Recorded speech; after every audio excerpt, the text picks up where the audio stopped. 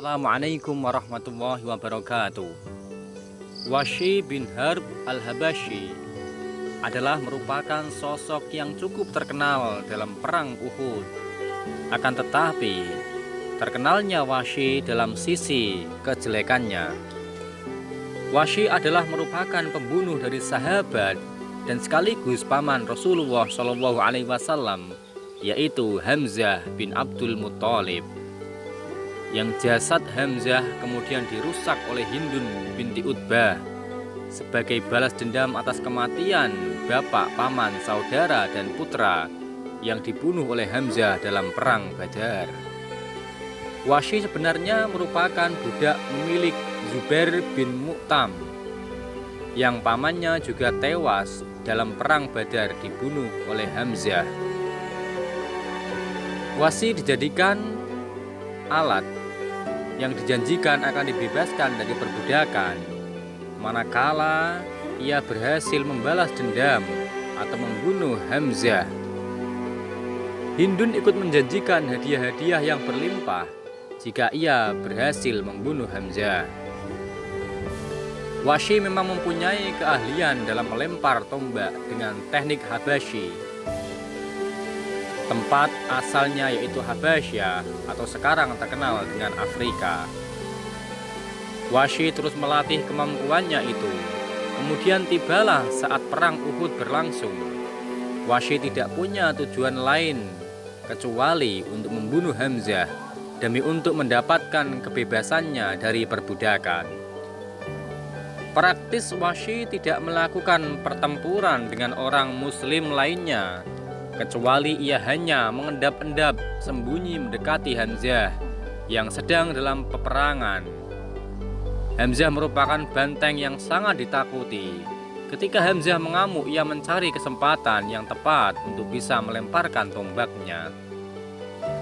Ketika kondisi berbalik saat perang, dari kemenangan kaum muslimin menjadi kekalahan, karena sebagian besar pemanah yang ditugaskan oleh Rasul menjaga dari sisi bukit ikut turun untuk mengambil ghanimah. Kemudian posisi Hamzah menjadi terbuka karena tidak dilindungi oleh pemanah-pemanah tersebut. Seorang kafir Quraisy bernama Sibak bin Abdul Uzza sedang melayani Hamzah bertarung. Saat pedang Hamzah mengenai leher Sibak, saat itu pula Wahsy melemparkan tombaknya sehingga mengenai pinggang dari Hamzah. Hamzah sempat akan berdiri kemudian jatuh lagi dan kemudian wafat sebagai syahid. Wahsy kemudian mencabut tombaknya dari tubuh Hamzah dan kembali menunggu ke perkemahannya.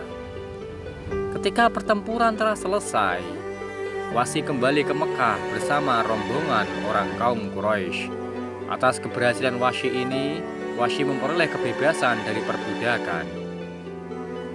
Saat peristiwa Fathul Makkah, seperti kebanyakan orang yang mempunyai kesalahan besar terhadap Islam, Wahsy pun berusaha melarikan diri.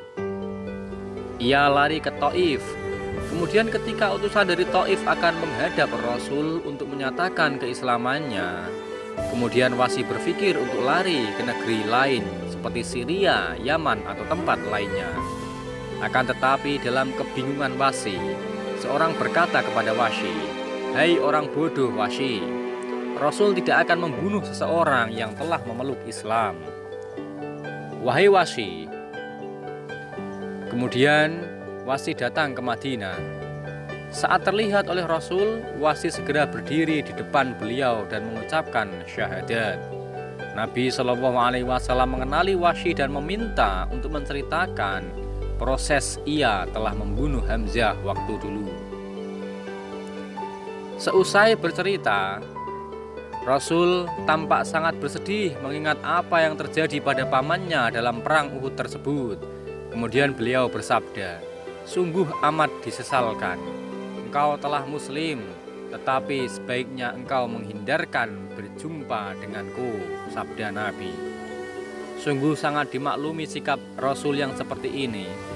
Walau sebagai paman, Hamzah merupakan teman sebaya dengan Nabi. teman bermain, dan tumbuh dewasa bersama sebagian sahabat. Ketika kemudian Hamzah masuk Islam, tak lama disusul oleh Umar bin Khattab. Mereka berdua menjadi pilar yang kokoh dalam meredam perlakuan kejam orang-orang kafir Quraisy. Bahkan mereka melakukan perlawanan yang tidak mungkin dilakukan oleh orang sebelumnya, termasuk melakukan ibadah secara terang-terangan di dekat Ka'bah.